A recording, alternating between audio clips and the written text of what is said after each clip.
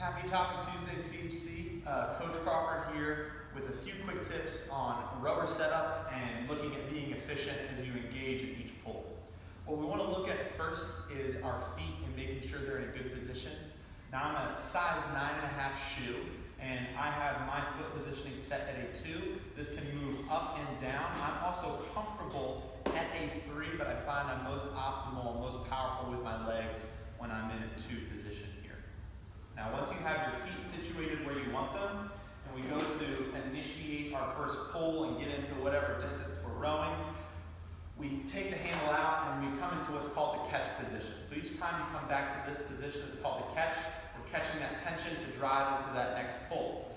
Now, what we're looking for in an effective catch position is making sure that there is a gap between my heels and my hips here and maintaining that. When our hips come too close, our shoulders start to drive back, and we have a tendency to engage each pull by leaning first. And we're taking away from the power that's in our hamstrings and our legs. So we want to hold that gap, keeping our hips slightly in front of the shoulders slightly hunched forward.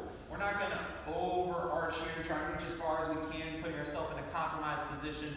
We want to maintain some stability as we go into a slight lean here, right? Think about our shoulders leaning just slightly over or toward those knees, keeping the hips behind the shoulders. So this is our strong catch position.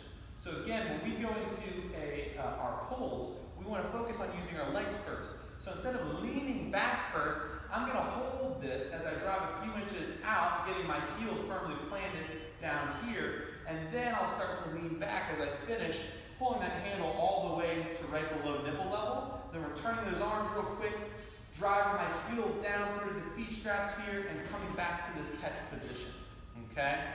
There's a lot happening there, and in order to become efficient with this, sometimes we have to slow ourselves down. So as I go here, I'll focus on driving, then leaning, finishing with my pull. I'll come back with my arms, then I'll lean forward and bend my knees to get to my strong catch position. And as I get more efficient with that, I can start to increase the rate with which I do it. But you might have to look like a little bit of a robot at first just to nail that down. But as you start to smooth that out, you can hear in the flywheel, you can generate more power as you become more comfortable with that. If we're being more efficient on the rower with our pulls, ideally we're covering more distance per pull, decreasing the amount of pulls so that we're not as gassed once we finish whatever distance or calories we might be rowing.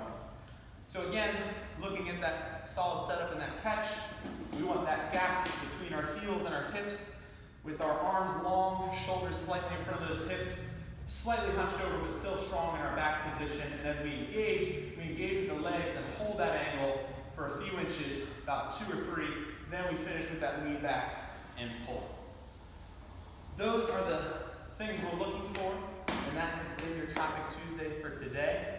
Go out there, be awesome, get really efficient on those rowers. And if you have any questions, let us know. We're here to help.